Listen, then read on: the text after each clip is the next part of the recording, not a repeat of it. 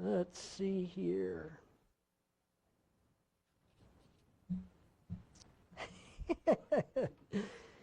What happened between you and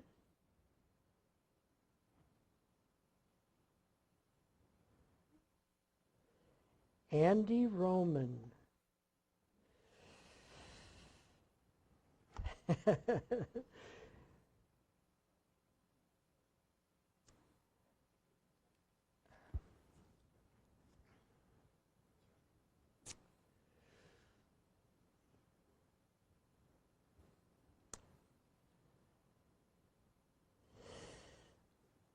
I made some comments, as I sometimes do, and last Sabbath I made some comments about Andy Roman in my sermon in my church in Florida.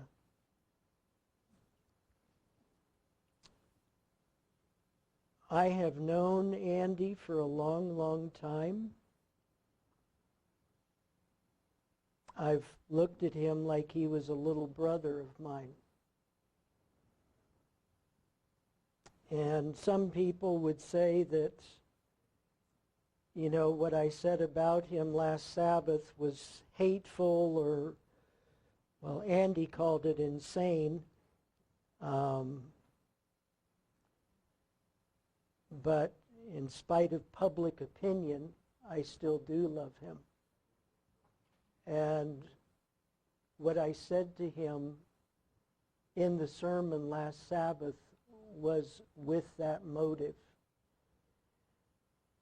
Now, some people would say, well, Bill, you were hateful, or you were ugly, or you were this, or you were that. Folk, as we noticed, as I've experienced for the last nearly 50 years in Seventh-day Adventism, Seventh-day Adventism is built on two principles.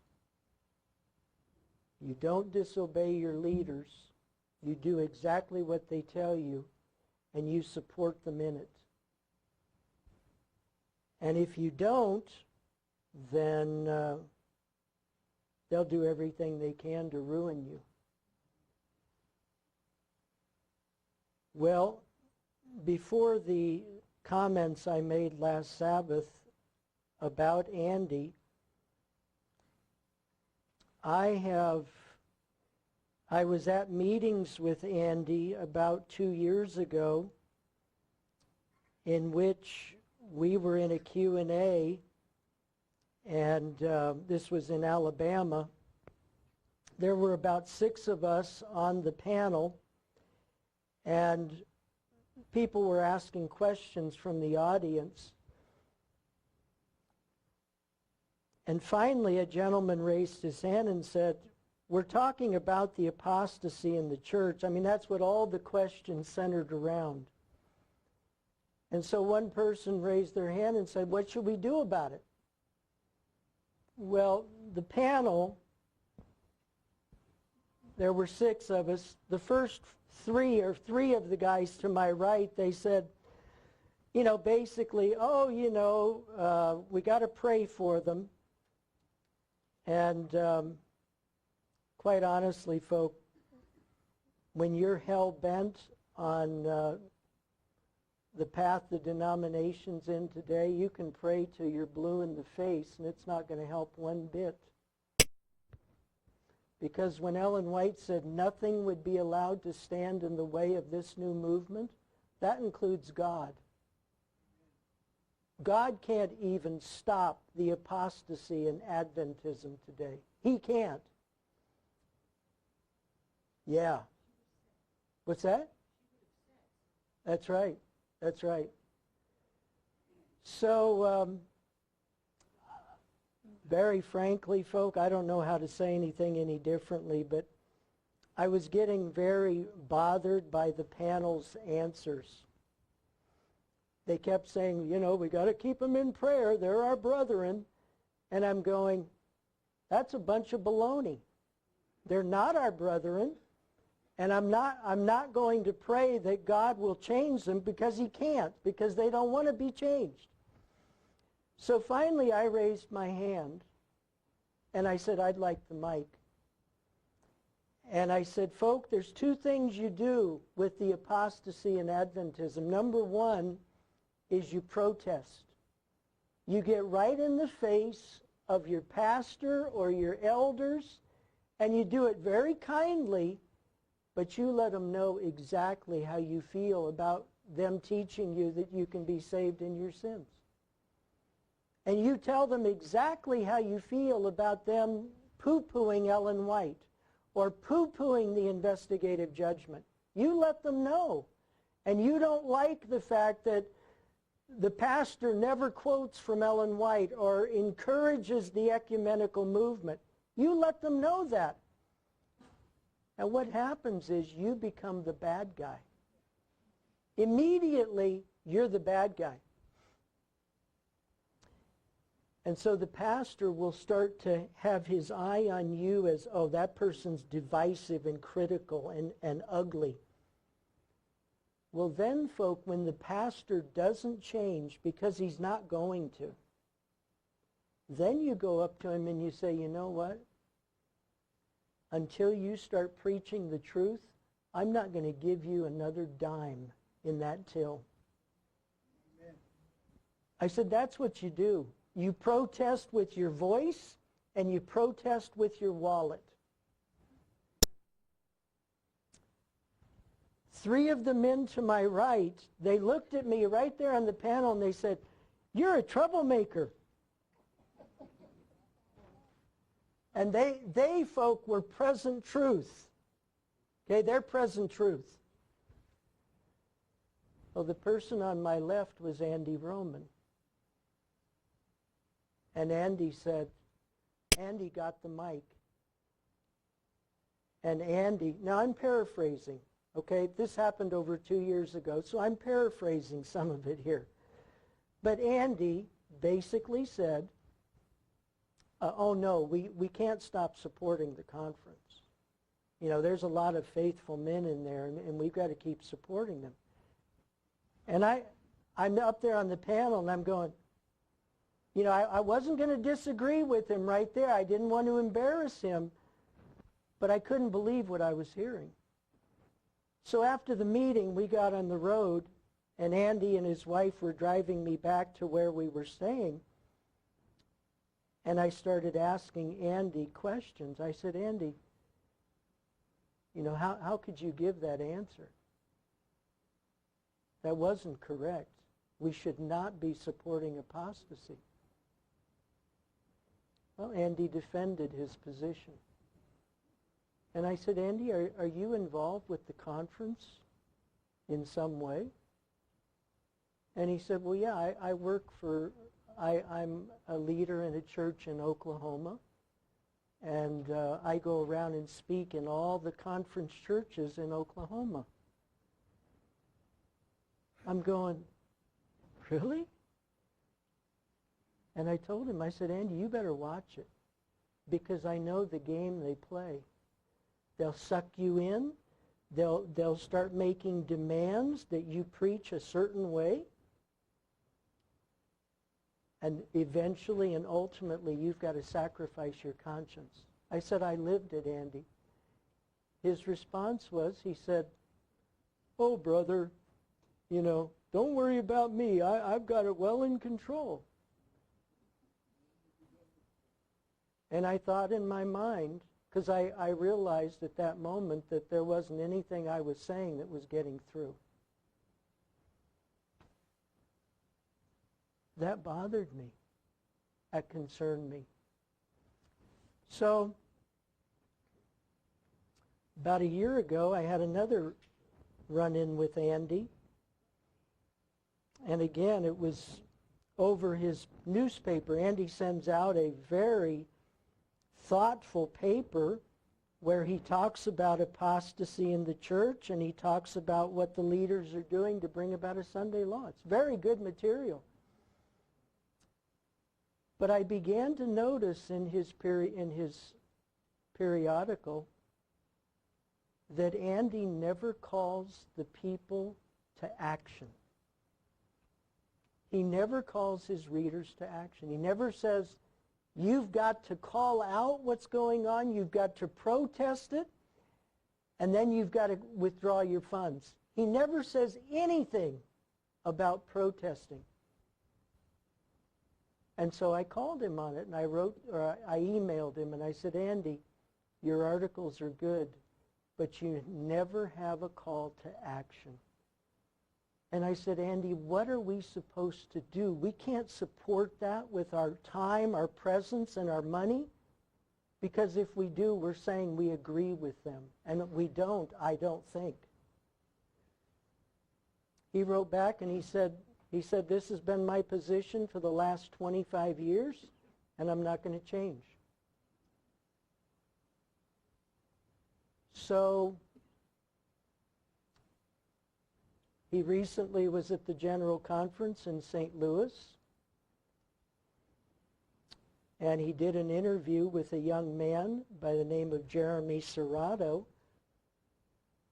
and the impression that was left on my mind as I listened to their interview was that it would be good for people to become a part of a conference church and begin to try to work their way up in the conference church so they can make change. And Andy mentioned, he used the word privilege, what a privilege it was, because he had interviewed or asked some questions at the meetings there.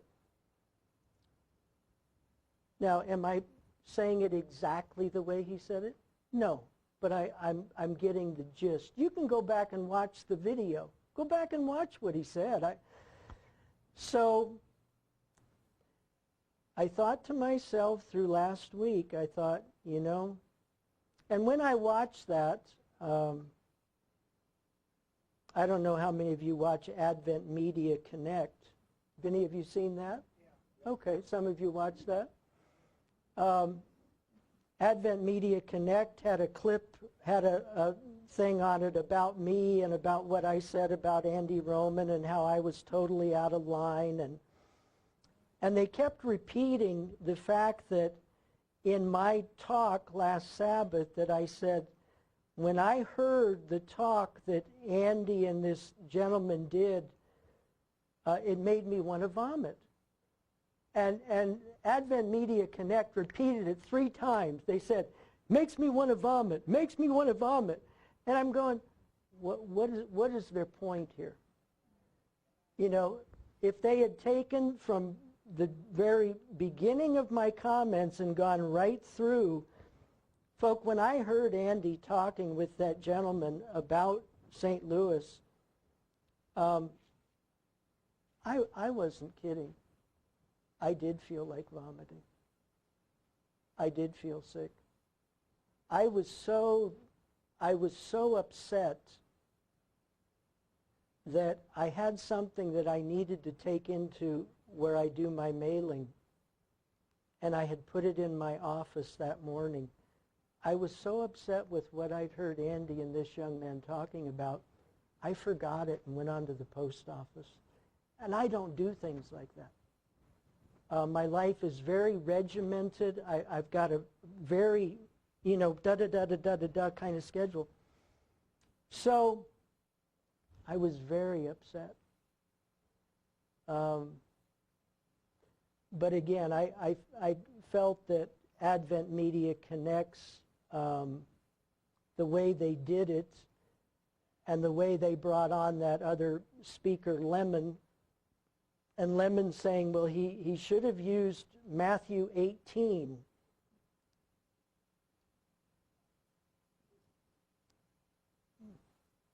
I'm going to try to say this real well.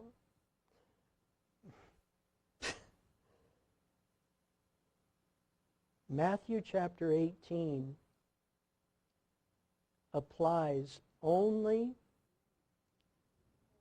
if I'm walking to go get a drink of water and Hugo, you trip me. Now we have an issue because Hugo tripped me and my nose is bleeding. that's when I go to Hugo and I say, Hugo, I didn't like you tripping me and my nose is bleeding now. It's for personal issues. I don't have anything against you, Hugo.